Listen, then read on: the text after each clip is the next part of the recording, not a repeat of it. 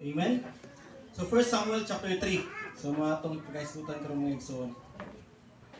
1 Samuel chapter 3 verse 10. Si Amen nakita na, ako di basahon sa kusog. Sunda lang sa hilong mga igsoon. 1 Samuel chapter 3 verse 10. Niadto ang Ginoo kang Samuel ug sama sa iyang gihimo gitawag niya kini. Samuel, Samuel. Unya mitubag si Samuel, sulti Ginoo kay ako nga imong alagad nagapamati. Ito ko atong ulo mga igsoon ug ibiyong atong mga mata, nagampo ta. Our Heavenly Father, thank you O God for this wonderful tonight. Ginoong Diyos, pray kami Lord nga Ginoo ikaw mag-bless ka namong tanan nga niya karon para sa mga chapel hour O God. Ulabo na Ginoo sa paghisgot sa mga pulong nimo Ginoo nga nahimo kini nga guidance ka namo Lord God. O Ginoo mahimo nga sumbanan namo sa pagkinabuhi nga kalibutan Lord. O Ginoong Dios bisan pa man sa naga-adre ikaw mag-bless mga nahon kasing-kasing O God. Even me Lord God, ikaw pa mag-bless, maghahatag ang langit pa nakaalam. O Lord, pasayloa kami Ginoo sa tanang mga kalapasan, sa buhat pulo gunahuna. Kanimo namo ibalik ang tanang duog himaya. In Jesus name, amen and amen. Ilog sa paglingkod. Okay? So may igsoon, kung tanaw na ito rin, 1 Samuel chapter 3 verse 10, dili na katong giingan na siya ni Eli na kung mutawgon pa siya, imo na iingon nimo sulti Ginoo kay ako ang imong alagad nga pamati.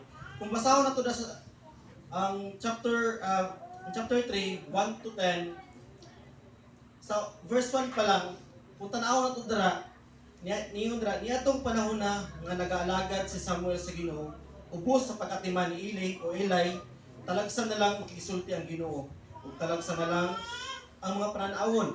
Kung tanaw na itong mga igsoon, panaksa na lang, murag magparamdam ang Ginoo sa ilaha ba? Amen? Pero, nganong kanang nga time, nagtawag ang Ginoo kang Samuel. So, dira, verse 2, yung usa ka gabi ni Ana, natulog si Eli o Eli sa iyang kwarto ug dili na kayo makakita si Eli. Si Samuel dito nagatulog sa balay sa Ginoo diin nahimutang ang sudalan sa kasabutan o katong ark. Then, ug samtang nagsiga pa ang suga sa Dios. In verse 4, gitawag sa Ginoo si Samuel, mitubag si Samuel, unsa man sir?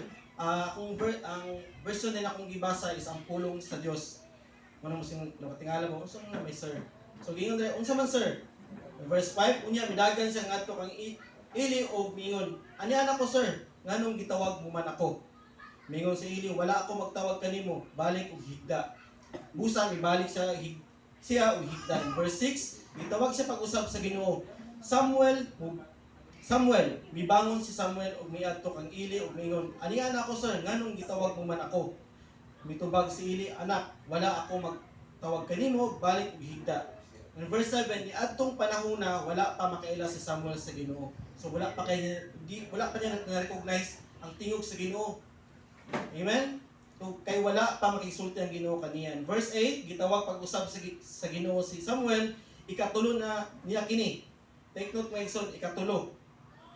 Mibangon si Samuel ug miadto kang Eli ug mingon, ani ana ako sir, nganong gitawag mo man ako? Unya nasabtan ni Eli nga ang Ginoo mao nagtawag ng Samuel. In verse 9, giingnan niya si Samuel balik higda ug kun motawag siya pag-usab, ingna siya, sulti Ginoo kay ako nga imong alagad nagapamati. Busa ibalik si Samuel ug higda. Sumoto sa verse 10, imo na iyang gibuhat sa pagtawag nga gitawag siya sa Ginoo. So man may igsoon, ang atong topic karon is all about distinguish between God's voice and our self-interest. Amen? So muna itong tema karon. So, muna may igsoon,